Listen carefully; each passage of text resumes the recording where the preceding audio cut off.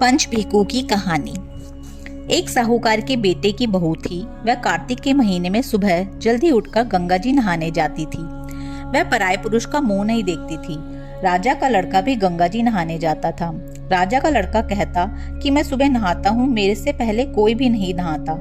जब 5 दिन कार्तिक के रह गए तो उस दिन साहूकार के बेटे की बहू नहाकर जा रही थी और राजा का बेटा आ रहा था।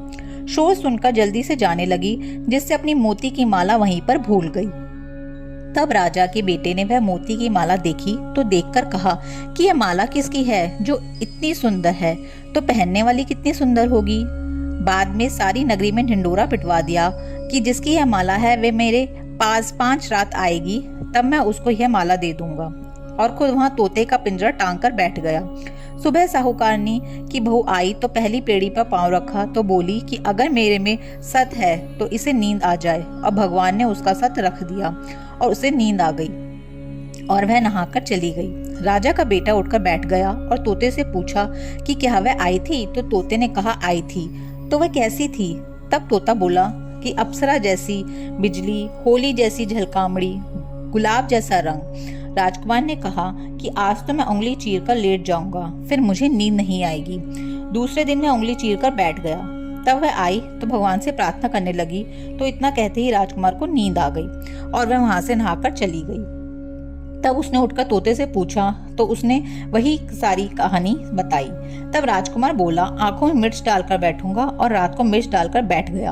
और वह आई और प्रार्थना की, जिससे राजकुमार को नींद आ गई और वो नहाकर चली गई। तब राजकुमार ने तोते से पूछा कि आई थी, तो उसने कहा आई थी। फिर उसने कहा आज तो बिना बिस्तरे के बैठूंगा, और वह रात को बिना बिस्तरे के बैठ गया। जब वह नहाने आई तो फिर भगवान से वही बात कही तो राजकुमार को नींद आ गई। जब वह नहाकर जाने लगी तो आंख बंद करके चली गई। राजकुमार ने उठकर देखा तो वह नहाकर चली गई थी। तो वह बोला कि आज तो मैं आग की अंगीठी रखकर बैठूंगा, जिससे नींद नहीं आएगी। और वह अंगीठी रखकर बैठ गया। साहूकार की बहू आई तो भगवान से कहा कि 4 रात तो निकाल दी, परंतु आज की रात और निकाल दो। भगवान ने उसका सत रख दिया और उसे नींद आ गई। जब वह नहाकर जाने लगी तो तोते से बोली कि पापी हत्यारे से कह दियो कि तेरी 5 रात पूरी हो गई, इसलिए मेरी मोतियों की माला मेरे घर भेज देना। फिर राजा के लड़के ने तोते से पूछा कि वह आई थी, तो तोते ने कहा कि वह आई थी और उसने अपनी माला मंगवाई है। तब राजकुमार ने सोचा कि वह तो सच्ची थी, उसका भगवान ने भी सत रख लिया। थोड़े दिन बाद राजकुमार के शरीर में कोढ़ निकल गया और वह तड़पने लगा। तो राजा ने ब्राह्मण को बुलाकर पूछा कि मेरे बेटे का शरीर क्यों जल रहा है। तब ब्राह्मण ने कहा कि वह पतिव्रता स्त्री पर बुरी नजर रखता है, इसलिए यह रोग लगा है। तब राजा ने पूछा कि अब कैसे ठीक होगा।